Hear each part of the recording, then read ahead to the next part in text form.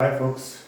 So let us talk something about chakra on this International Yoga Day, and I'm going to show some yoga poses which will be, you know, although there are numerous number of yogas, but the yoga poses which I'm going to show now, they basically activate your chakras or the blocks.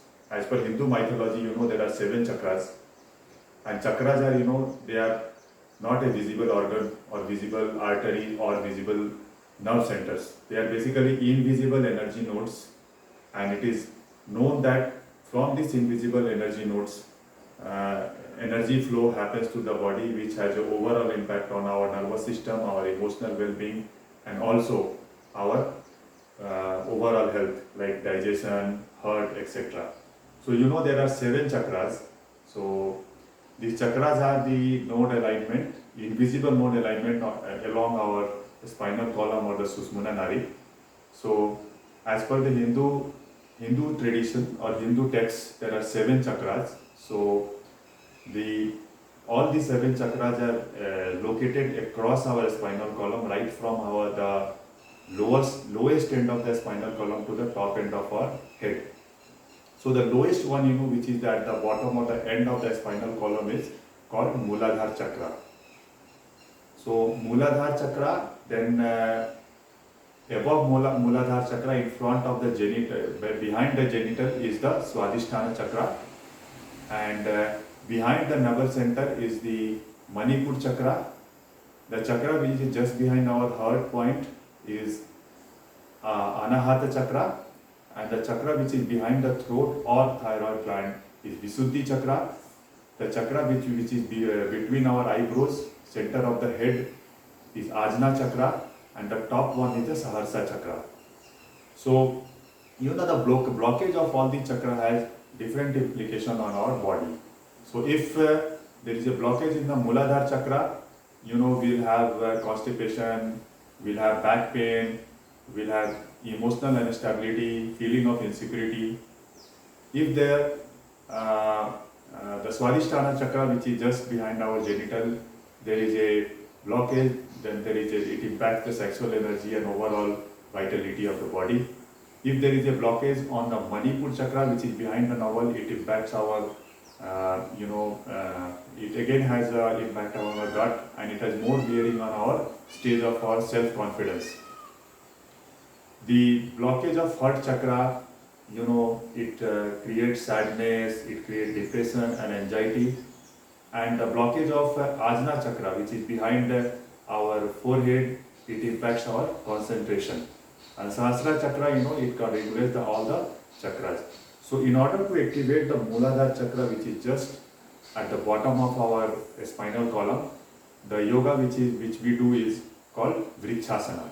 So to do Vrikshasana, what we will do is, we will first of all take our right leg, bend our right leg, and we'll ensure that our thighs are parallel to the ground. They will not bend forward or backward, like you can see. If you are professional yoga practitioner, continuous yoga practitioner, your knees will touch your bottom of the left thigh. What you can do, once you bend your knees, you can take both your hand up, and please concentrate your eyes at a particular point. To maintain the balance, you have to concentrate your eyes at a particular point, preferably on the down. So you can keep like this for as long as you want, and keep on breathing.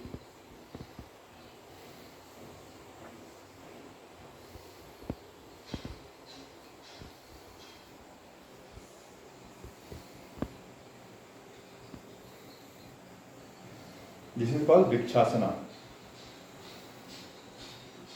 You can then relax and put it down. If you are not able to do at the beginning, you are not able to take your legs to your thigh, you can just keep your leg like this also. Just either below the knees or above the knee, whichever area you are comfortable. Now the next chakra is the Swadhisthana chakra. To do the Swadhisthana chakra, normally the poses which are the yogasana which are prescribed are pigeon pose. So how we do the pigeon pose? To come to the pigeon pose, first of all, come to Padasthana, take both your legs backward, come to Adho Mukhasana. This pose is known as Adho Mukhasana. You can see that I can easily put my both the soles parallel to the ground. If some of you are not able to put parallel to the ground, try to walk. Initially, since your hamstring and leg muscles or calf muscles are not very flexible, you will have difficulty. But as you practice, you can do this. Then come to plank position and come to Asva Sanchalasana. You can see I have come to Asva Sanchalasana. In Asva Sanchalasana, what you can do, you can bend your legs, right leg cross and keep them between your both palms, and then try to do like this. This is called pigeon pose. It activates your Swadhisthana chakra. Breathe in, keep on breathing.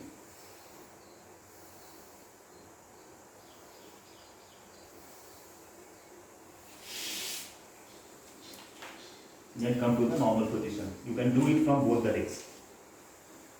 Now, in order to activate the Manipur chakra, the chakra which which is very, very important for vital for your core muscle. You can do it. I think most of you will be knowing it. Slip.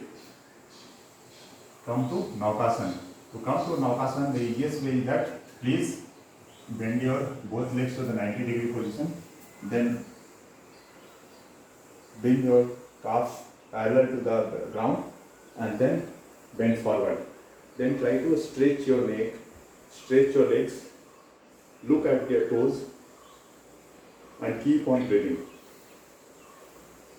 Look at your toes, try to stretch your toes forward and keep on breathing.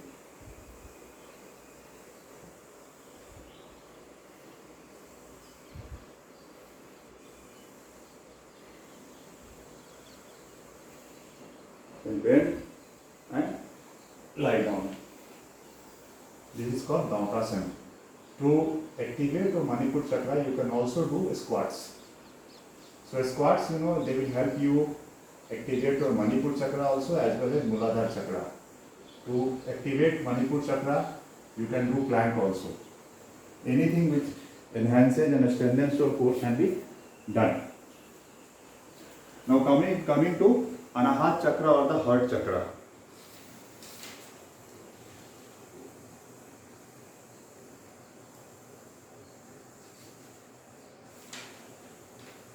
So Anahat chakra, it's impacts the overall our heart problem, asthma or weight issue. The blockage of it, can be removed. The blockage of Anahat chakra can be removed through camel pose or humble warrior pose. So camel pose is nothing but it's called Ustrasana. To come to Ustrasana, first of all you have to come to Sisuasana. Keep your both the elbows close to your knees. Then come up in a table pose. Please ensure that your knees and shoulders are on the same parallel line. Your knees and hip are on the same parallel line, and shoulders and your palm are on the same line. Then come to Vajrasana.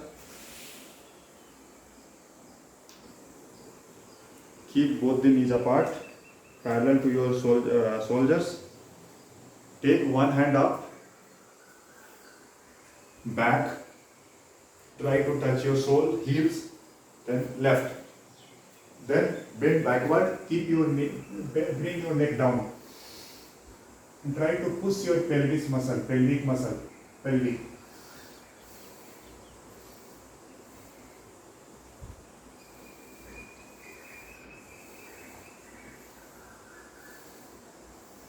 Then, like this way, come to Vajrasana once again. So this Ustrasana basically helps activate your Anahata chakra or the heart chakra. The next chakra is the throat chakra or Ajna chakra. The throat chakra and Ajna chakra has a direct throat chakra or Ajna chakra has a direct Visuddhi chakra.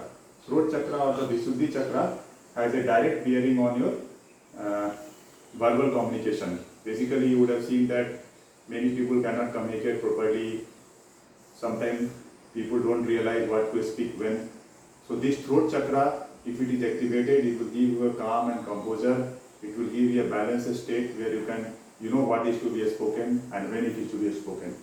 So the best asana to activate the throat chakra is to do the halasana. But before we proceed to the other asana, let me tell you that all these asanas which we are doing, they have contraindications. So if you are suffering from any ailment, please contact your doctor or do it under a proper guidance. So do the halasana. What we will do, we will lie down on the mat, relax, take few breath in and out, lift your leg up and bring it down, try to touch the ground. If you are not able to try to touch the ground initially, doesn't matter. Or you can put your both the legs up also.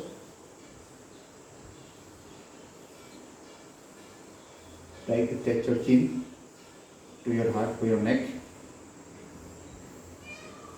Take some breaths.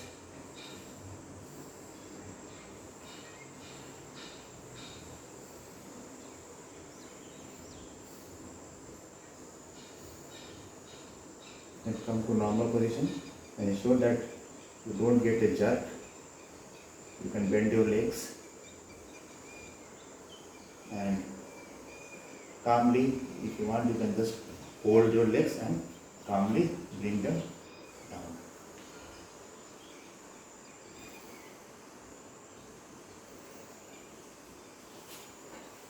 The third chakra is the Ajna chakra or the third eye chakra. So the blockage of third eye chakra, it creates hearing problem, sight problem, concentration issue, etc. So what you can do is that to activate the third eye chakra or the Ajna chakra, the best exercise is the Padasthasana. So do Padasthasana. First of all, please come to straighten your leg, hands up. Come to Tadasana. Straighten your head up, hands up. Take deep breath, breathe out, and come to Padasthasana. When you are coming to Padasthasana, please ensure that you are bending from your hips. You are not bending from your neck. And don't hunch your body. Initially, if you are not able to, doesn't matter. Try to practice, but always try to bend from your hips and try to touch the ground. You can breathe in, breathe out for some time.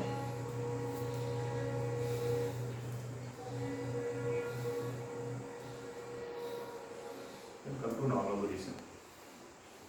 To activate the Sahasrara chakra, which is known as the Guru and the King of all the chakras, which is on the top of our head, the best thing is to come to Savasana or the resting pose.